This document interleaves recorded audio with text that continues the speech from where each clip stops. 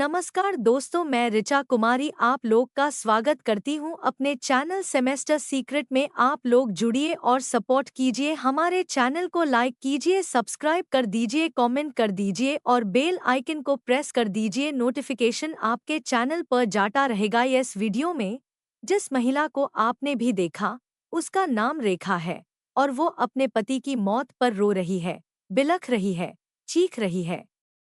उसकी आंखों में पति के जाने का गम साफ दिखाई दे रहा है। लेकिन अब जरा दूसरे विजुअल देखिए। यहाँ पर पुलिस हिरासत में जो लेडी आपको दिखाई दे रही है, यह कोई और नहीं बल्कि रेखा ही है। और पुलिस हिरासत में वो किसी और वजह से नहीं आई है, बल्कि अपने पति की हत्या के जुर्म में ही यह पुलिस की गिरफ्त में है। यह बहुत ही शातिर महिला है और किसी को जरा सा भी शक नहीं होने दे रही है कि उसने ही अपने पति की हत्या की है। झूठे आंसू बहाती हुई नजर आ रही है। दरअसल यह जो पूरा मामला है वो यूपी के बरेली जिले का है। यहाँ पर 35 साल के किरणपाल की डेड बॉडी उसके ही घर में बंद कमरे के अंदर मिलती है। गंभीर अवस्था में किरणपाल की बीवी रेखा खिड़की से झांकते हुए देखती है कि पति की डेड बॉडी अंदर लटकी हुई है। यह देखकर वो रोने लगती है, झूठा झूठा चिल्लाने लगती है और पड़ोसियों को इकट्ठा कर लेती है। जब पड़ोसी लोग रेखा के घर पहुंचते हैं तो वो पूछते हैं कि क्या हुआ। रेखा बताती है कि उसके पति किरणपाल ने अपनी जीवन लीला खत्म कर ली है। पड़ोसी लोग भी खिड़की से झांक कर देखते हैं और पाते हैं कि वाकई किरणपाल की डेड बॉडी बंद कमरे में लटकी हुई है। इसके बाद पुलिस को सूचित किया जाता है। पुलिस मौके पर पहुंचती है और बंद दरवाजा तोड़कर किरणपाल की डेड बॉडी को बाहर निकालती है। यह देखकर रेखा टूट जाती है। वो वहीं पर रोने लगती है, बिखरने लगती है और चिल्लाना शुरू कर देती है। वो बार बार कहती है, क्यों मेरे पति, तुम मुझे छोड़कर क्यों चले गए। यहाँ पर रेखा बहुत ही शातिर अंदाज से लोगों को बेवकूफ बना रही है। झूठे आंसू बहा रही है, मगरमच्छ के आंसू बहा रही है और लोगों को जरा भी शक नहीं होने दे रही कि उसने ही अपने पति किरणपाल की हत्या की है। जितने भी लोग थे सभी को यही लग रहा था कि किरणपाल ने अपनी जीवन लीला खुद खत्म की है। इतना ही नहीं, पुलिस को भी शुरुआती जांच में यही लग रहा था कि किरणपाल ने अपनी जिंदगी खुद खत्म की है। लेकिन जब 16 अप्रैल को पोस्टमार्टम रिपोर्ट सामने आई तो कहानी पूरी तरह पलट गई। जांच पड़ताल में सामने आया कि रेखा ने ही अपने पति की हत्या की है। लेकिन सवाल उठता है कि आखिर रेखा ने अपने पति को इतने शातिर अंदाज से क्यों मारा। इसके पीछे की वजह क्या थी? क्यों उसने इतना बड़ा नाटक रचा अपने पति को मौत के घाट उतारने के बाद? इसके पीछे की पूरी कहानी आज हम आपको इस वीडियो में बताएंगे। नमस्कार, मेरा नाम अनिरुद्ध पवार है और आप देख रहे हैं क्राइम तक। यह जो पूरा मामला है वो यूपी के बरेली जिले का है। यहाँ पर किरणपाल और रेखा की शादी 16 साल पहले हुई थी। दोनों के 4 बच्चे थे, 3 लड़के और एक छोटी सी बेटी। छोटा सा परिवार था और छोटी छोटी खुशियों में अपना जीवन आगे बढ़ा रहा था। किरणपाल नगर पंचायत में सफाई कर्मी था। वहीं कुछ साल पहले रेखा ने एक मेडिकल कॉलेज में खाना बनाने की नौकरी शुरू की थी। दोनों का जीवन बच्चों के साथ हंसी खुशी आगे बढ़ रहा था। लेकिन जहां रेखा नौकरी करती थी वहां एक पिंटू नाम का लड़का भी खाना बनाने का काम करता था। रेखा और पिंटू के बीच नजदीकियां बढ़ गई। दोनों के बीच प्यार हो गया और अवैध संबंध बन गए। लेकिन इस बात की जानकारी रेखा के पति किरणपाल को हो गई। उसने रेखा से कहा, रेखा, तुम यह नौकरी छोड़ दो, तुम ठीक नहीं कर रही हो। लेकिन रेखा ने अपने पति की बात नहीं मानी। उसने नौकरी छोड़ने से इनकार कर दिया। इस वजह से आए दिन दोनों पति पत्नी के बीच झगड़े होने लगे। इस बात की जानकारी किरणपाल के परिवार वालों को भी थी कि रेखा के अवैध संबंध हैं और इसी वजह से रेखा और किरणपाल के बीच झगड़े होते रहते हैं। कभी कभी झगड़े इतने बढ़ जाते थे कि छोटे छोटे बच्चों पर भी असर पड़ने लगता था। लेकिन रेखा अपने पति की रोकटोक से परेशान हो चुकी थी, तंग आ चुकी थी। उसे अपने प्रेमी पिंटू के साथ रहना था। इसके लिए उसने अपने प्रेमी के साथ मिलकर एक शातिर योजना बनाई अपने पति को मारने की। 13 अप्रैल को शाम करीब 3 से 4 बजे उसने चाय में नशीला पदार्थ मिला दिया, जिसकी वजह से किरणपाल बेहोश हो गया। इसके बाद उसने अपने प्रेमी पिंटू को फोन किया, उसे घर पर बुलाया और दोनों ने मिलकर किरणपाल का गला दबा दिया। इस तरह उन्होंने उसे मौत के घाट उतार दिया। बॉडी है उसको किसी चीज के सहारे लटका देते हैं और दरवाजा बंद करके बाहर आ जाते हैं। अब यहाँ पर एक सवाल यह है कि दरवाजा उन्होंने अंदर से कैसे बंद किया था। अंदर से दरवाजा बंद तो था, लेकिन वो क्या खिड़की से बाहर आए थे? खिड़की से बाहर आने का रास्ता था या नहीं था, ये अभी एक सवाल बना हुआ है।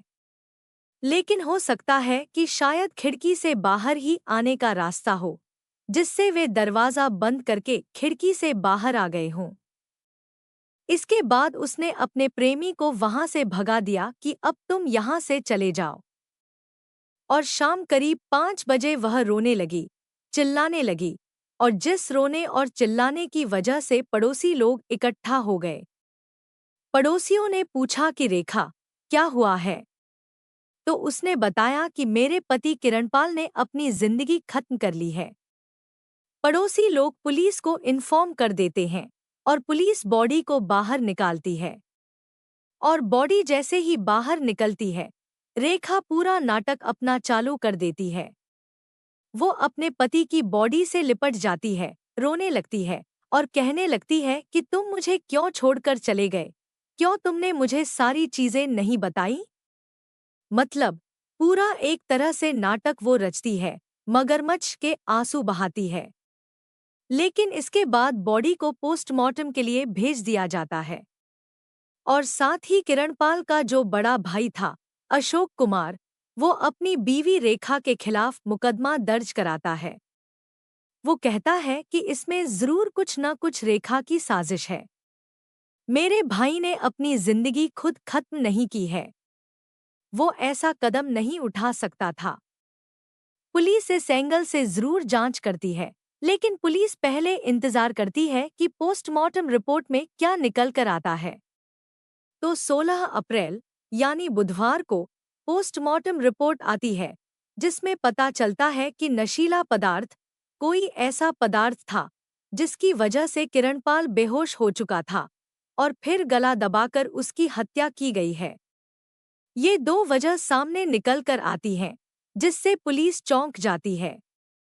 पुलिस इसके बाद जांच पड़ताल शुरू करती है, क्योंकि किरणपाल के भाई अशोक कुमार ने किरणपाल की पत्नी रेखा के खिलाफ मुकदमा दर्ज कराया था, शक जताया था, तो पुलिस रेखा को हिरासत में लेती है और पूछताछ करती है।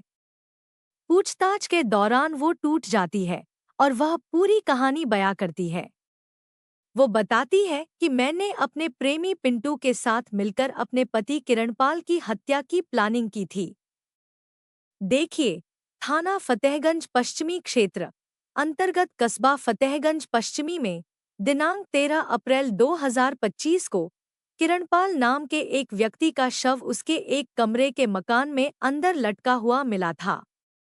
पत्नी की चीख सुनकर आसपास के पड़ोसियों ने जाकर दरवाजा तोड़कर उसके शव को निकाला। शव को कब्जे में लेकर पंचायतनामा, पोस्टमार्टम की कार्रवाई कराई गई, जिसमें मृत्यु का कारण एंटीमॉर्टम स्ट्रैंगुलेशन आया है। इसमें मृतक के भाई अशोक की तहरीर पर मृतक की पत्नी तथा उसके प्रेमी पिंटू को नामजद करते हुए अभियोग दर्ज किया गया है।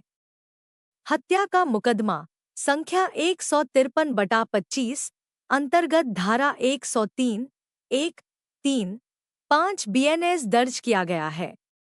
इसमें विवेचना उपरांत दोनों अभियुक्तों को गिरफ्तार किया गया है। प्राथमिक पूछताछ में पत्नी द्वारा मृतक को चाय में चूहा मारने की दवा पिलाने का भी एक तथ्य प्रकाश में आया है। इन सभी तथ्यों को समाहित कर विवेचना प्रचलित है।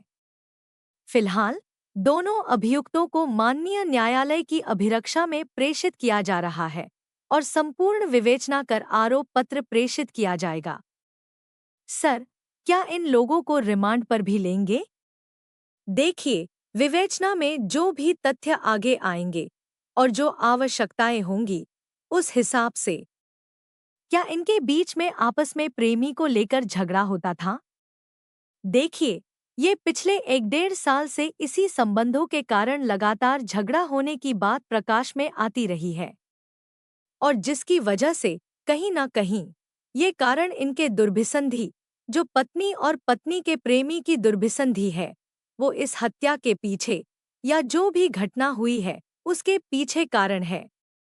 एक चीज और जानकारी आई थी कि इसको तलाक देकर प्रेमी के साथ शादी करना चाहती थी और पति विरोध कर रहा था। बीच में दिल्ली भी चली गई थी।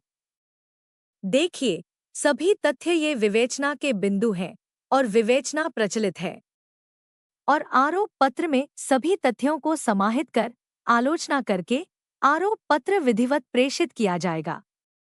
तो यह पूरा मामला यूपी के बरेली जिले का था, जहां पर एक बार फिर एक पत्नी कातिलाना निकल गई।